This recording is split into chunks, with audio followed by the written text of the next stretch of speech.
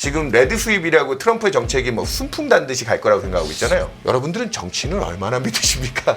정치인들이 한 말 다 믿으시나요? 바이든 행정부가 그동안 무리하게 돈을 써왔습니다. 네. 미국 내에서는 또 감세해준다는데 미국 내에서 그 돈을 어떻게 구합니까? 그래서 트럼프가 주장하는 건 관세를 때려서 외국에서 그 돈을 가져서 우리가 하겠다. 트럼프가 지금 내세우는 공약들은 대부분 물가를 올리는 정책입니다. 미국의 생필품 의존도가 굉장히 높아요. 네. 이번에 미국 물가에 대한 부담도 상당히 줄 거고요. 미국의 점도표는 올라갈 겁니다. 네. 그럼 미국 10년이 바로 저는 4.5를 뚫을 것 같습니다. 그러면 여러분 제가 채권 사시라고 얘기 안 할게요. 일단 주식은 팔아야 될 것 같습니다.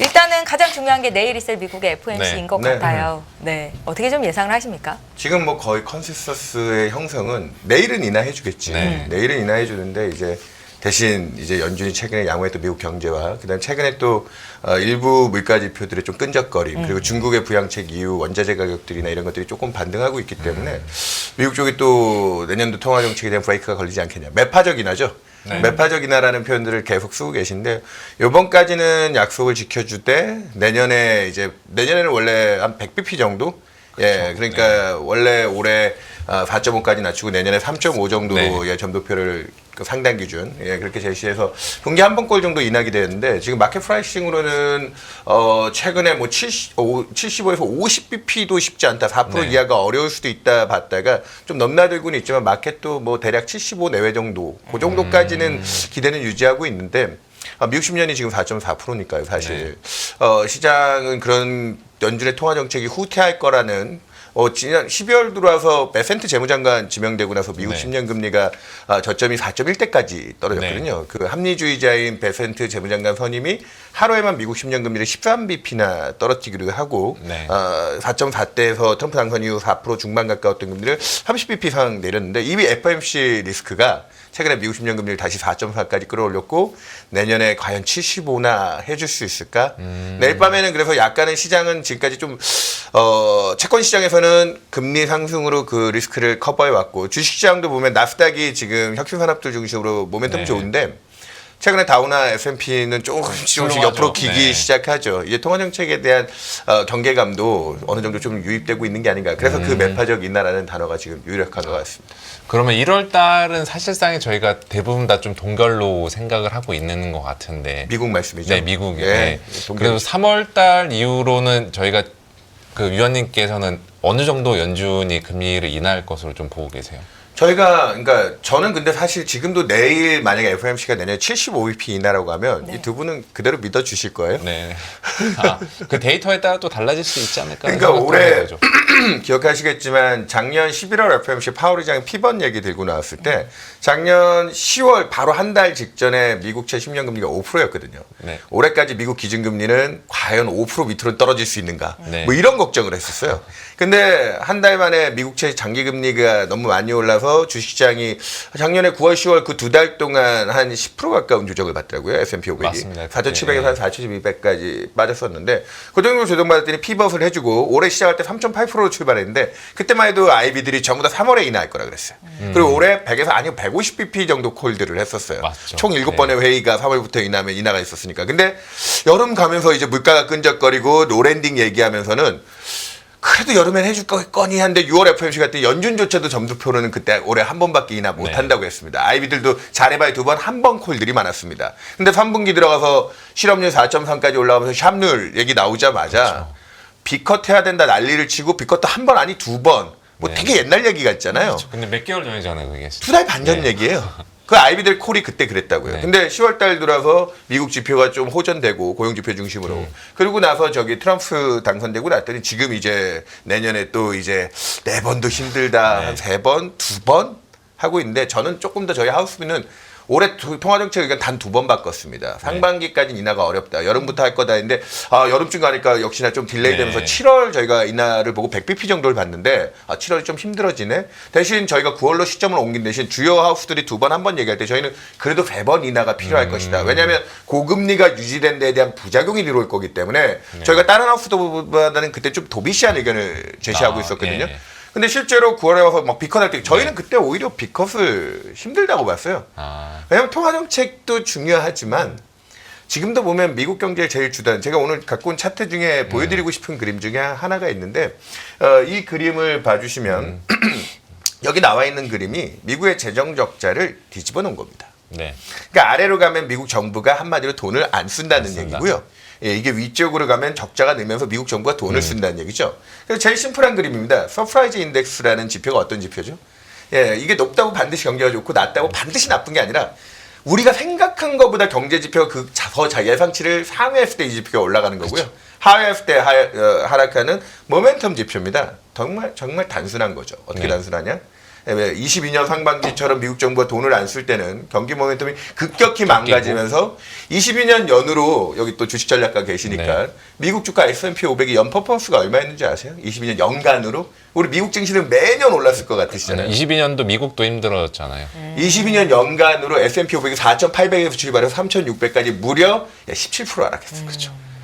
주가가 인덱스가 17% 하락했다니까. 네. 매년 미국 증시는 좋았을 것 그렇죠. 같으신데 이때 22년 3월 달부터 연준이 긴축을 하고 그 앞까지도 팬데믹 상황에서 정부가 무리하게 재정 확대를 하다가 그거를 그래서 더 유지하면 안 된다. 경기도 좋아졌고 금융시장도 좋아졌으니까 네. 하면서 모멘텀을 줄였을 때는 아까 얘기했다시피 주시장 타격과 함께 경기 모멘텀도 같이 망가졌죠. 네. 그러고 났더니 23년 시작할 때 저희가 미국 성장률 전망치 얼마 내놨는지 아십니까? 저희 같은 전문가라는 사람들이 0%대 중반 컨센이 그거밖에 경착륙 얘기했었어요. 왜 그렇게 다들 해놨을까? 저희도 아까 22년 연으로 연말까지 미국 주가가 추세로 하락했고요. 네. 분위기에 따라서 이게 그리고 영향을 정책도 쉽게 이제는 그렇게 바이든 행정부가 그렇게 그동안 무리하게 쓴 게 있으니까 네. 설마 더 쓰겠어. 그렇죠. 연준은 물가 잡겠다고 계속 긴축하고 있는데 네.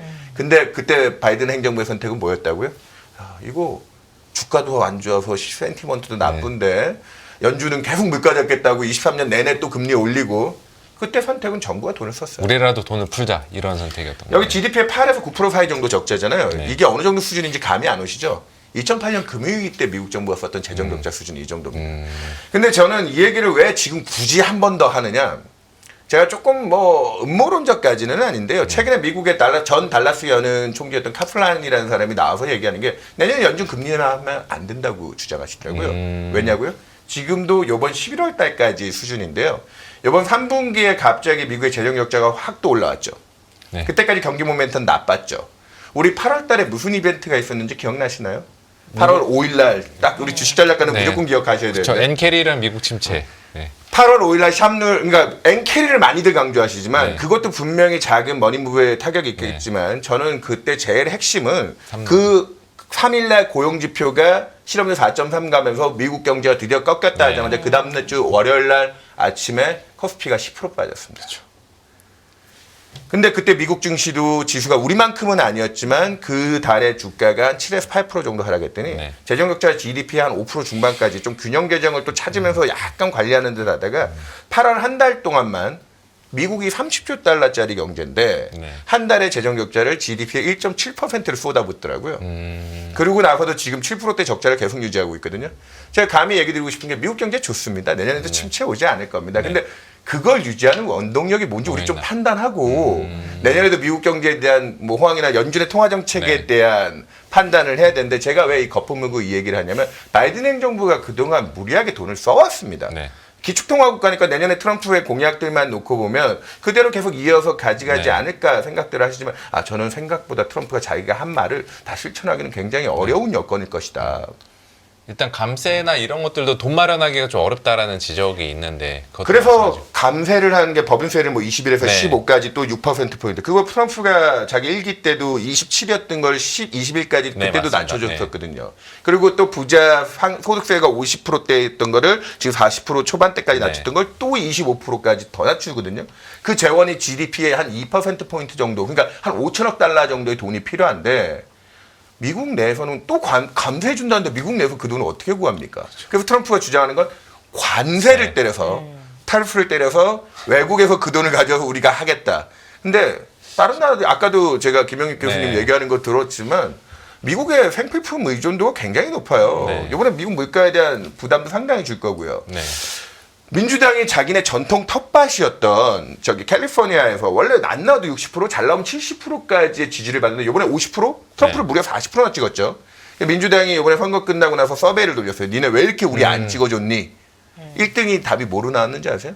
물가. 야, 니네 물가 이렇게 올랐는데 어떻게 우리한테 또 찍어달라는 얘기를 하니. 근데 제가 이 얘기를 왜 하냐면 트럼프가 지금 내세우는 공약들은 대부분 물가를 올리는 정책입니다. 그렇죠. 확대 재정에 관세 부과에 이민자 추방해서 임금 올리는. 그게 트럼프는 그거를 자기가 한 말이니까 현실화 시키고 싶은 욕망이 있을지 모르겠지만 지금 레드 스윕이라고 트럼프의 정책이 뭐 순풍 단듯이 갈 거라고 생각하고 있잖아요. 그게 어렵다라는 말씀이신 거구나. 상하원 의회에서 과연 그걸 협조해 줄까요? 지금 그 앞에 민주당이 뭐 대통령도 대선도 넘어갔지만 의회까지 지금 완전히 다 수입을 당했는데 공화당 의회에서 저는 상당 부분 비토가 있을 거라고 봅니다. 그리고 이번에 베센트 취임하고 미국 금리가 안정된 네. 데서도 베센트라는 사람이 예전에 뭐 소로스랑 같이 헤지펀드를 네. 운영했던 사람이지만 이 사람이 트럼프 당선 전에도 블룸버그랑 인터뷰할 때 이런 얘기를 했어요. 이번을 우리는 미국 부채 감축에 최대 기회 원년으로 삼아야 된다. 그래서 우리 지금 일론 머스크가 나치부라고 하죠. 네. 뭐 미국 예산 효율부 뭐 네, 이 그쵸. 독특한 걸 만드는데 우리는 TCJ라고 하는 텍스컷 쪽에서 미국 재정 확대가 늘어날 거에 대한 걱정을 하고 있지만 네. 바이든 행정부에서 제가 아까 그림 보여드렸지만 이미 너무 많은 레거시를 썼어요. 작년 10월 달에만 미국의 재정 적자가 제가 그 그림이 지금 여기 이 그림도 하나 지금 좀 보고 가주시면 일단은 제가 이 그림을 보여드리는 게 제가 만약에 지금 트럼프한테 네. 자문을 해줄 수 있는 입장에 있다라고 하면 그 쉽지는 않겠지만 그 양반한테 지금 우리가 대통령이 되기 위해서 말했던 그 재정 중심의 공약들은 네. 지금 그걸 메인으로 얘기할 때는 아닌 것 같다. 왜냐? 그래서 금리 쪽에 충격이나 탄력을 주면 작년에 9월, 10월 달에 미국 10년 금리가 지금 딱 4.4%잖아요. 그쵸. 그걸 뛰어넘기 시작하면서 5%까지 갈 때 S&P 500이 여기서 조금 빌빌대다가 조정 세게 흘러내렸는데 여기까지 딱 5% 넘어갈 때 흘러내렸죠. 이거 얼마 안 돼 보이시잖아요. 네. 이게 얼마인지 아세요? 4,700에서 4,200. 아까 10% 조정이었다니까. 네. 그리고 올해도 잘 생각해 보시면 올해 미국 금리가 가장 높았던 시기가 지금처럼 또 미국 통화 정책을 의심했던 2분기 중반 5월 첫째 주입니다. 그때 스티키 인플레이션, 끈적한 물가. 그때 막 연준 금리 동결한다는 이야기도 나왔었고. 그러니까 뭐 네. 여름에는 해주겠거니 했던 네. 게 그때 막 기대 무너지면서 네. 5월 FFC에서 올해 한 번이나라고 했을 때 그때 네. 미국 10년 금리가 4.7까지 올라갔거든요. 여기 딱 요거 3주도 안 되는 4% 중반을 넘었던 요 순간에 여기서 요거 얼마 또 안 돼 보이잖아요. 네. 이게 6%입니다. 근데 지금 미국 주가는 사상 최고가고요. 그렇죠. 근데 미국 10년 금리 밸류에이션에 대한 여기 또 내년에 미국 기업 이익이 올해보다 훨씬 월등하게 좋아질 거라고들 보고 있나요? 아니요, 다들 별로 기대치 계속 낮아지고 왜냐면 있죠. 지난 2년간 미국 주가 퍼포먼스가 작년에 20% 올해 27%입니다. 그렇죠. 지금까지. 내년도도 20% 할까라고 보면은 그 확률적으로는 힘들죠. 이거 진짜 지금 이게 제가 23년 7월부터 그려놨지만 22년 하반기부터 해서 기울기가 너무 우상향을 네. 지금까지 무리하게 끌고 온 이 기울기를 놓고 봤을 때 미국 10년이 근데 트럼프가 5%대 금리를 만든다? 저는 쉽지 않은 환경이다. 이 그림을 가지고 하나 드리고 싶은 얘기가 아까 제가 트럼프한테 자문을 할 수 있는 입장이면 네. 지금은 2년간 무리했던 재정 정책보다는 통화 정책 주도화에 이제 조금은 정책 포커스를 바꿔야 된다. 아까 금리가 올라갔을 때 주식시장에 주는 버든을 먼저 보여드렸잖아요. 네네. 근데 그게 현실화될 수 있는 가장 심플한 그림 중에 하나가 얘가 미국 장단기 금리 차를 뒤집어 놓은 겁니다. 그러니까 이게 위로 갈수록 장단기 금리가 축소되다가 여기 마이너스까지 가면 우리 예전에 장단기 금리 역전은 제일 대표적인 경기 침체 신호죠. 시그널로 얘기했잖아요. 근데 우리 주식시장 보시는 분들이 가장 두려워하는 공포지수라고 불리우는 이 빅스랑 이 장단기 금리 차의 시차를 분석해 보면 대략 3년 정도 이 금리 역전된 것들이 주시장 공포지수에 부담을 주더라고요. 그러면 이 논리대로라고 하면 내년도는 그래서 내년에 뭐 공포 빅스가 막 이제 2, 3년 전에 긴축했던 이 네. 여건에 빅스가 급등한다라고 얘기를 하는 거냐? 저는 상당 부분 리스크가 있다라고 봅니다. 네. 근데 이 3년의 법칙이 왜 존재하느냐? 여기 넘어가서 다음 페이지에 이 논문을 하나 봐주시면 뭐 이게 논문 내용이 뭐 그렇게 어려운 게 아닙니다. 지금처럼 연준이 기준금리를 뭐 1% 이상 충격을 주게 되면 금리를 올릴 만큼 긴축 효과가 성장이나 이거는 이제 미국 성장이고 미국의 긴축이 다른 나라에도 충격을 주는데 일단 미국 성장률만 해도 대략 이게 분기거든요, 쿼터. 네. 이 마이너스 충격이 가장 세게 들어오는 게 한 어느 정도 시차가 걸리죠? 한 대략 10쿼터에서 12쿼터, 2년 반에서 3년 정도. 논문들이 이렇게 학습적으로 이렇게 분해를 해놨으니까 아까 장단기 금리차 역전된 그 역전이 된다는 게 긴축을 무리하게 했을 때 나타나는 현상이고 금리를 많이 올렸을 때 그게 그렇게 영향을 끼친다고 하는데 이것만 가지고 뭐 논문이 이랬다고 우리가 고지고대로 믿어줘야 되느냐. 그래서 저 같은 사람들이 또 이런 걸 풀어내야 되는 거죠. 네. 그래서 제가 찾아보니까 이게 정답입니다. 저는 내년에 생각보다 트럼프가 정책의 포커스를 이제 재정에서 통화 정책으로 가져가야 된다는 게 여기 나와 있는 이 막대기가 뭐냐면 미국채 만기 도래액입니다. 올해까지 많이 2조 달러 내외했다가 내년에는 뭐 2조 달러 넘지 않는 수준에서 내년에 30% 중액되는 3조 달러 근처로 늘어나거든요. 팬데믹이 지금 5년이 됐죠. 우리 그쵸. 2020년부터. 그래서 미국에서 5년 전에 발행했던 국채가 이제 만기가 돌아서 중기물들이 만기가 돌아서 다시 발행이 돼야 되겠죠. 이제 만기가 돌아오면 이제 재발행이 돼야 되는데 5년 전에 미국채 5년짜리 사셨으면 연으로 이자 얼마 받으셨는지 앵커님 아시겠어요? 얼마나 됐을까요? 여기 답이 있잖아요. 네, 오른쪽에. 거의 금리 자체가 거의 제로 금리 되게 출시해놨죠. 0.5가 안 돼. 네. 지금은 얼마죠? 4% 이상 받으니까. 네. 그러면 이거는 이자를 받는 사람 입장에서 0.5밖에 이자 못 받다가 4%대 이자 받으면 고이자를 고금리를 수취할 수 있는 기획이겠지만 미국 정부 입장에서는 어떻게 되는 걸까요? 미국 부담도 정부는 커지죠. 이 5년 동안 0.5%만 지불하면 됐지만 이제는 4% 중반에 가까운 금리를 지불해야 됩니다. 미국 정부가 1년에 쓰는 이자 비용이 얼마일까요? 대략.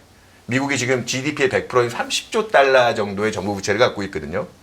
거기에 이제 금리가 지금 평균으로는 이제 최근에 4%지만 뭐 이제는 저리에 조달하는 거 다 합치면은 3% 가까이 되니까 GDP의 100%딱 하면 GDP의 3% 네. 1조 달러를 쓰고 있습니다. 네. 이자로.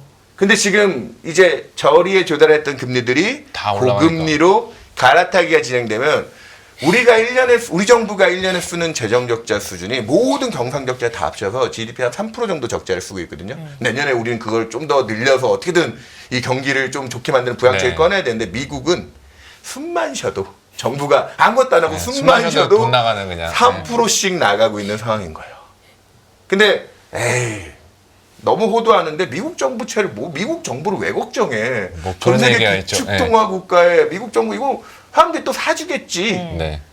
그럴 것 같긴 한데 제가 그래도 미국 정부가 지금 GDP 3%씩 이자 부담이 늘어나는 것만 해도 사실은 이미 폰지가 아닐까에 대한 의심을 나타내는 학자들도 있고 전 이거보다 더 중요한 게 그 다음 그림입니다. 이게 뭐냐면 미국 정부는 의심 안 할 수 있죠. 네. 전 세계 뭐 최강의 국가의 그 그렇죠. 채권을. 이게 기업들. 뭐냐면 미국의 이제 미국입니다. 미국은 고정금리부 대출이 되게 많습니다. 우리나라는 뭐 앵커님 혹시 주택담보대출 받으셨나요? 아니요. 안 받으셨나요? 주담대 안 받으셨군요. 뭐 아니면 둘 중에 하나죠. 집이 없으시던가 네. 아니면 그냥 캐시로 그렇죠. 가셨던가. 현금 부자시던가. 뭐 네. 그렇게 하셨을 텐데 어쨌든 더 묻진 않겠습니다. 네. 근데 중요한 건 미국은 주담대가 고정이 몇 프로? 우리는 변동으로 빌리시는 분들이 되게 많잖아요. 네. 최근에 정책이 아무리 유도해도 한 60%대가 변동이거든요. 과거에는 뭐 7, 80%가 변동이었고 미국은 어떨까요? 고정금리. 미국은 7, 80%가 고정입니다. 네. 그 미국은 고정으로 그게 받는 이유가 있어요. 그러니까 그냥 문화적 사람들이 차이인가요? 불확실성을 싫어하는 것 같아요. 문화적 차이입니다. 그러니까 집을 살 때 그 비용이나 이런 걸 픽스하는 그 시대 그 가치를 되게 적정하게 맞추고 우리는 상황을 그냥 쫓아가가지고 그걸 네. 맞춘 변동을 추구하는 건데 미국은 그래서 고정금리부 대출이 지배적이에요. 근데 회사채도 보시면 그 부분의 비율이 거의 압도적으로 높은데 네. 올해까지 고정금리 회화채 만기 도래액이 이 정도 사이즈였습니다. 네. 근데 금리는 3% 주방 정도, 이 Y축이 조달금리거든요. 이 정도 수준인데 내년, 내후년 3개년 동안 올해 2배 사이즈 이상의 채권 만기가 돌아옵니다. 그리고 조달금리는 3에서 4% 사이 정도였는데 지금 미국의 투자 등급 채권들 발행금리가 얼마냐면 5%대가 넘어가 있고요. 하이힐드라고 하는 저신용 기업들은 대략 얼마? 7% 중반 정도에 조달하는데 여기 보시죠. 2020년에 미국의 하이힐드 채권을 발행한 기업들이 주로 조달했던 금리가 그때 제로금리였으니까 네, 5% 5% 미만이 많았고 뭐 5에서 6% 사이 정도 파란 막대기가 많았죠. 그리고 부채 조달도 꽤 규모가 많았습니다. 네. 근데 미국의 하이힐드 평균 듀레이션이 5년 정도거든요. 네. 5년이 지났습니다. 제가 드리고 싶은 얘기는 아까 미국 정부 부채도 지금 0%대 조달해서 4%대 얘기하고 있잖아요. 미국 하이힐드가 4에서 5% 사이 조달을 많이 했는데 지금 현재 7% 중반이 넘습니다. 네. 제가 지금 미국에서 정책을 담당하는 사람 입장이라고 하면 뭐 재정이 직접적이죠. 바이든 행정부 지난 2년 동안 23년은 0%대, 네. 24년은 1%대밖에 미국 성장이 안 나올 거라고 저희 같은 전문가들이 얘기했는데 23년은 2.8% 성장해. 그리고 작년에도 올해도 지금 2% 중반이 넘어가는 그렇죠. 그로스를 만들고 있는데 주식시장은 그래서 그 덕분에 작년에 20% 상승했고 올해 27%나 상승했는데 내년도가 이제 어렵다라는 것도 지금 말씀드린 것들이 퍼즐을 맞춰보면 나오네요. 그러니까 지금 트럼프가 한 약속 때문에 그것만으로 재정을 확대하고 관세를 매겨서 인플레이션을 자극하고 해서 금리 쪽에 부담을 주면 저는 이런 크레딧 신용 쪽에 받는 스트레스가 굉장히 클 거라고 봅니다. 지금은 정책의 포커스를 당연히 아니 바이든 행정부는 지난 2년 어쩔 수가 없었다니까요. 왜 어쩔 수가 없죠? 왜 정부가 적자를 많이 내야 됐죠? 연준이 뭐 하고 있었죠? 물가 잡겠다고 기준금리 올해 9월 달까지 비컷하기 전까지 5.5%였거든요. 그러니까 바이든 행정부는 그 주가 하락과 나빠지는 경기를 정부가 돈을 써서 방어할 수밖에 없었죠. 물가 때문에. 근데 트럼프는 지금 물가가 안정화되는 구간에서 여러분들은 정치인을 얼마나 믿으십니까? 정치인들이 한 말 다 믿으시나요? 대부분 다 이제 고지고대로 빚지는 않죠. 저는 그래서 드리고 싶은 얘기가 이런 지표들까지 해서 얘기 드린 게 내일 밤 미국의 점도표는 올라갈 겁니다. 네. 저희 이코노미스트는 자칫 잘못하면 내년에 인하 기대를 아까 얘기했던 마켓 기대만큼 한 50bp까지도 인하를 못 해준다. 그 정도까지도 밀릴 수 있다고 보면 그럼 미국 10년이 바로 저는 4.5를 뚫을 것 같습니다. 그러면 여러분 제가 채권 사시라고 얘기 안 할게요. 네. 일단 주식은 팔아야 될 것 같습니다. 미국 주식. 그렇죠. 미국 내 금리의 부담이니까. 왜냐면 내년도부터 아까 얘기했던 지금 또 하나 그림을 더 보여드리면 이 그림 하나만 더 보여드리죠. 여기 나와 있는 게 이게 미국의 파산 기업 신청하는 이게 그냥 실제 건수거든요. 뒤집어 놨습니다. 그러니까 이게 GDP랑 놓고 보면 경기가 나빠질 때 주로 파산 신청하는 기업들이 많이 늘어나는 거죠. 2008년 금융위기 때도 그랬고요. 그러니까 성장률이 무너질 때 파산 신청하는 기업들이 많은 건데 팬데믹 때는 좀 잘 버텼던 애들이 지금 팬데믹 때보다 파산 신청하는 애들이 요 근래 더 많거든요. 계속 늘어나고 있더라고요. 네. 아니 청년과 올해 미국 성장률이 2%만 해도 양호한 나라가 2.8%, 2.6%, 2년째 이렇게 좋은 성장을 하는데 이 회사들은 어디서 나오는 걸까요? 그러니까요. 제가 방금 또 아이러니한 얘기를 하나 했죠. 미국은 고정부채 사회인데 저리에 조단하는 애들이 금리 부담이 어디서 나고 저렇게 파산 신청을 하느냐. 근데 미국에 1조 2천억 달러 정도의 잔액의 레버리지론이라고 하는 WB와 저신용 기업들이 또 차입하는 대표적인 상품이 있습니다. 레버리지론이 CLO라고 하는 거. 아니 CLO는 그 레버리지론 같은 걸 또 패키징해서 파는 거고 레버리지론은 논이잖아요. 말 그대로 하이힐드랑 레버리지론은 거의 조건이 똑같은데 둘의 차이는 하이힐드는 고정, 레버리지론은 변동입니다. 변동으로 빌려 쓴 애들이 지금 다 저렇게 파산 신청 필링스라고 영어로 하죠. 필링스. 그러니까 대략 이자 보상 배율이라는 기업 그 가치가 있거든요. 기업들이 번 이익이 이자 비용이라도 뭐 문제 없이 내느냐. 이 레버리지론을 빌려 쓴 기업들의 60% 가까이가 지금 이자 보상 배율 기준을 못 맞추고 있습니다. 그래서 제가 드리고 싶은 핵심 결론은 뭐냐면 지금 미국 금리가 결코 기업들한테 편안한 금리가 아닙니다. 그렇죠. 2, 3년 지금 미국의 주가도 좋고 하이드 스프레드만 해도 뭐 300bp 역사적으로 가장 스프레드 기준은 가장 낮습니다. 근데 절대 금리에 대한 부담이 아직 녹아들어오지 않기 때문에 지금까지는 괜찮았습니다. 그렇기 때문에 우리 9월 달에 비컷하고 막 내기 나올 때 일부 아이비들 중에는 이쪽 관련 내용을 가지고 내년 상반기까지 아까 JP 모건만 해도 내년 6월 FOMC까지 미국 기준금리 3%가 된다고 했거든요. 근데 지금은 미국 경제가 서포팅되고 트럼프에 대한 불확실성이 있기 때문에 연준의 통화 정책에 제약이 생길 것 같다. 예, 저도 그 리스크는 봅니다. 그리고 미국 10년 금리 저도 트럼프 당선되면 한 4% 중반까지는 리스크가 있다. 근데 그 4% 중반 이상의 금리 상승을 끌고 갔을 때는 위험 자산들이 지금까지 꽤 무리하면서 끌고 온 힘이 있잖아요, 사실은. 그래서 저는 채권을 강력하게 사자라는 쪽 의견, 뭐 전 채권 바이어스가 있는 사람이니까. 저는 뭐 내년도에 미국의 통화 정책에 대한 기대라든지 이런 게 무너져서 미국 10년이 4.5를 넘어가면 뭐 지금 미국채 ETF 같은 거 투자하신 분들 중에 물려 있는 분들이 많거든요. 금리 올라갔으니까요. 네, 거기가 저는 임계치. 거기서부터는 오히려 이제 거기서부터는 진짜 제대로 된 물타기를 해서 버텨야 될 영역이고. 주식은 반대로 이제 조금씩 내릴 때다. 왜냐면 개인 투자자가 저한테 전화 왔더라고요. 최근에 4.4까지 올라오면 손실이 더 깊어졌는데 4.5 넘어가면 자기는 손절을 해야 되겠다. 미 장기채 ETF에서 빠져나가는 국내 투자자들이 그렇게 많이 늘고 있다는 기사가 있더라고요. 아니 늘 그렇게 지금 기존 투자자에게 빠져도 나가고요. 네. 근데 저희 그 운용사들 중에 그 해외 ETF 하시는 분들이 제가 그분들이 이제 은행 쪽에 또 고객이시니까 은행 신탁 쪽 이런 데 고객이니까 제가 요번 12월 달에 그 은행 신탁들 다 세미나 가서 뭐 설명했는지 아세요? 우리나라 채권 사라는 게 아니라 미국 장기국채 매입해야 되는 그리고 지금까지 사신 분들도 지금 들어가시는 분들은 사실 솔직히 제가 봤을 때는 굉장히 가격적으로 메리트가 있는 영역이라 보는 거고요. 미국의 통화정책 기대도 저희는 그렇기 때문에 지금 일부 후퇴하지만 내년 올해도 이렇게 움직였잖아요. 미국에 뭐 아까 3월부터 인하한다. 여름에는 해주겠지. 근데 올해 2번이나 할 수 있겠어. 9월에 비컷됐다. 내년까지 이제 3% 상반기까지 3%대 간다. 지금은 내년에 4% 밑으로 못 갈 것 같은데. 이게 지금 저희가 살짝 요즘에 뉴스 플로우 보다 보면 약간 유혹에 빠지기 쉽다라고 하는 게 12월 FMC에서 제시하는 점도표가 내년도 그 연말까지 그대로 갈 거다라고 시장은 약간 생각하고 있는 것 같기도 해요. 근데 이제 점도표는 얼마든지 바뀔 수 있는 거 아닌가 그때 3월 달에도 갑자기 4.0으로 상향했다가 또 다시 3.5로 바뀔 수가 있고 지금 말씀하신 내용 들어보니까 내년도 미국 기업들이나 정부의 재정 상황들 보면은 성장 그렇게 안 나올 것 같고 네. 연준은 금리를 지금 시장이 우려하는 것보다는 더 내릴 수가 있겠네요. 그러면. 그래서 저는 트럼프가 네. 어느 정도 이제 미국 지금까지 무르했던 재정의 사정이라든지 그다음에 보편 관세가 유발할 수 있는 경기적 소요라든지 대중 관세야 매길 수 있죠. 네. 2019년에도 그때 대중 관세 25%를 부과했잖아요. 근데 그때 트럼프 임기 4년 동안 미국 물가는 물론 팬데믹이 1년 걸쳐서 그렇긴 하지만 4년 평균 2%가 넘기지 못했거든요. 1.9% 정도 나왔습니다. 그때는 왜 관세에 대한 충격이 안 들어왔습니까? 멕시코라는 우회로가 있긴 네. 했죠. 근데 이번에 뭐 멕시코와 캐나다에도 25%씩 관세 부과하겠다. 그러다 보니까 저도 진짜 그거 부과하면 진짜 이거 약간 인플레이션 쪽에 뭔가 트럼프가 굉장한 강수를 두는 건가? 근데 이런 똑같은 현상이 2019년에도 멕시코에 또 5에서 10%까지 관세 부과 얘기를 했거든요. 트럼프가. 네. 부과했나요?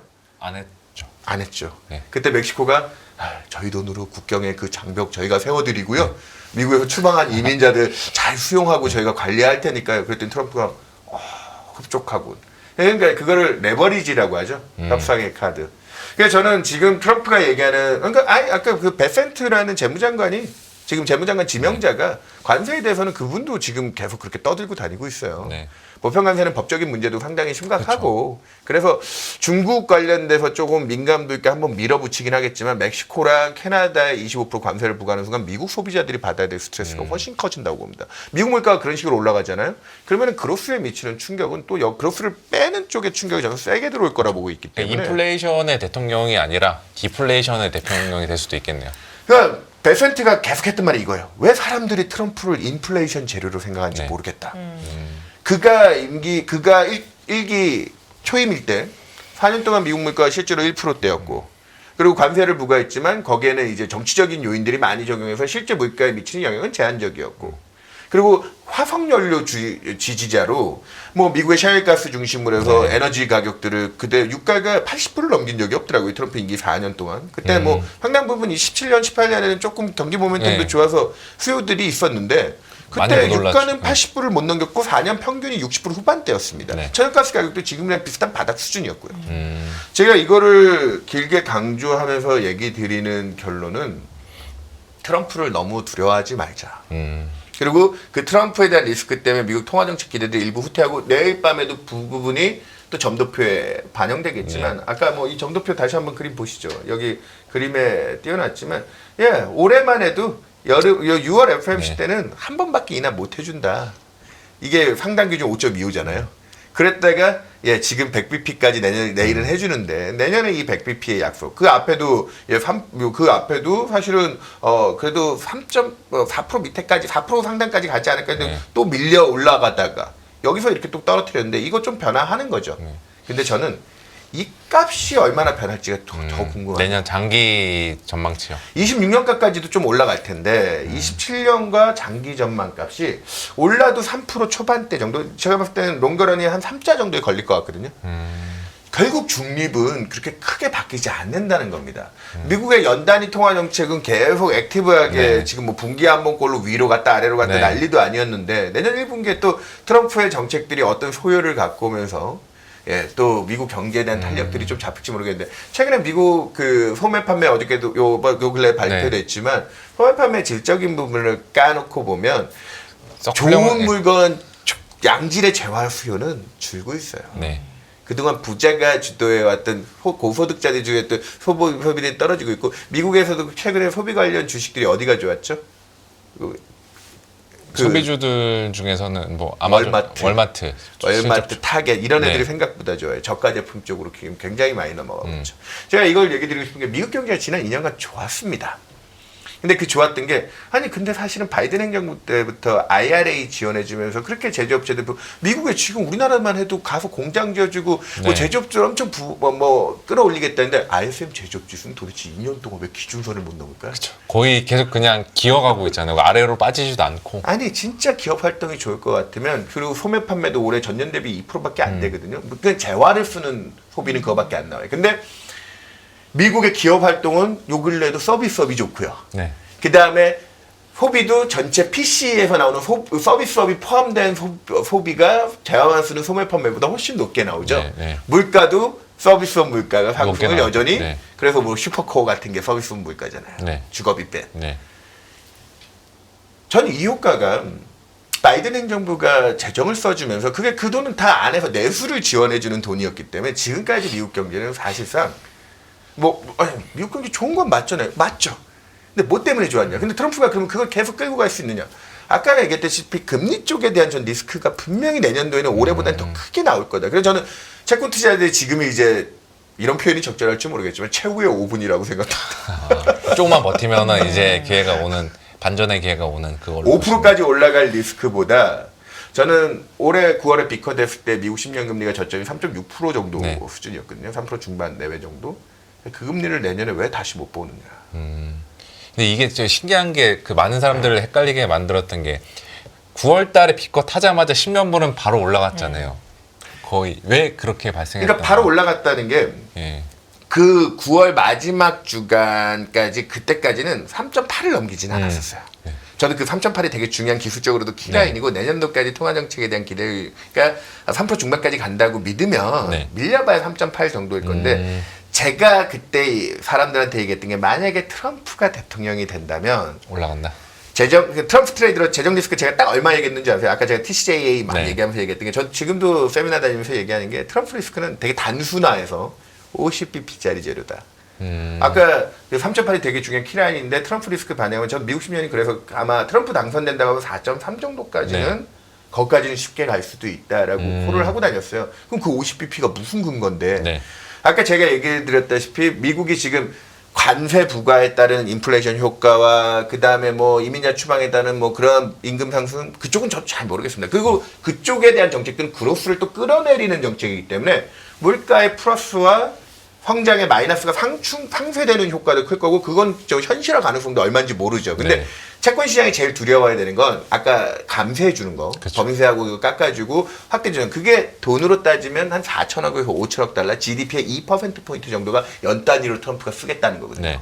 그게 작년에 바이든이 지방소득세 깎아줘서 썼던 돈 정도 수준인데 미국의 다수의 논문들이라든지 이런 것들 좀 찾아보면 우리나라도 정부가 추경이나 뭐 예상치 못한 네. 재정 비용을 쓰면 과거에 사례 분석을 하면 1조 원 정도 정부가 쓸 때 장기금리 한 1bp 정도의 구축효과 민감도를 준다고 하고 있거든요. 내년도에 우리 정부가 한 10조 정도 추경하면 10bp 정도, 네. 30조 정도 이상의 대규모 추경을 하면 30bp 정도의 금리를 끌어올리는 구축효과의 힘인데 미국은 그런 논문들 비교해보니까 1%포인트 정도 정부 GDP의 재정 적자를 더 쓰면 아까 뭐 네. 8에서 7에서 네. 지금 8% 쓴다고 했는데 25bp 정도 민감도가 나옵니다. 아. 그래서 저는 이거 너무 나이브하고 단순하게 한 거지만 사실 트럼프의 불확실성을 얼마나 또 심오하게 발랄할 수 측정하는 것 있겠습니까? 자체가 어렵죠, 사실. 근데 제가 이거 너무 끼워 맞추듯이 얘기하는 것 같지만 지금도 뭐 JP 모건 같은 하우스에서 시장의 주요 가격 지표들 저도 그 모델을 갖고 있는데 만들어서 갖고 있는데 다른 금리랑 상관관계가 높은 경제 지표, 가격 지표들이 이 정도 레벨이면 미국 10년 금리는 이 정도가 적정해라고 하는 페어 밸류, 적정 가치 모델이 있거든요. 그걸로 지금 미국 10년 금리가 대략 얼마 정도가 적정 가치 나오는지 아세요? 그 모델로? 블룸버그에 JP 모건 네. 페어 밸류라고 치면 바로 떠요. 3.9% 정도 나옵니다.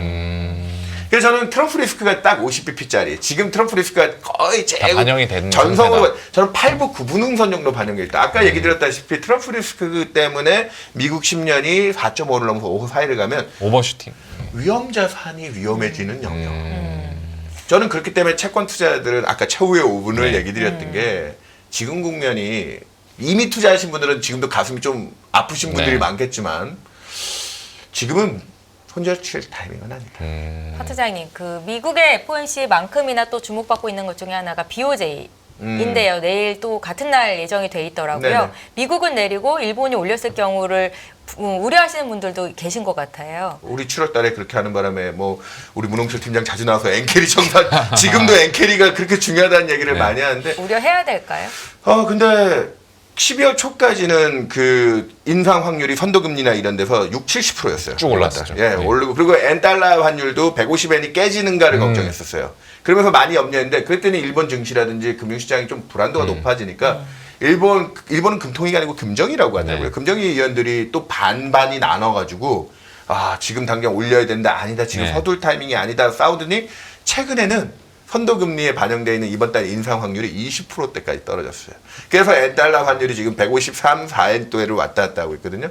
저는 지금 저도 이번 달 진짜 첨예한데 어쨌든 BOJ가 올리는 속도를 그렇게 빨리 할 수는 없다.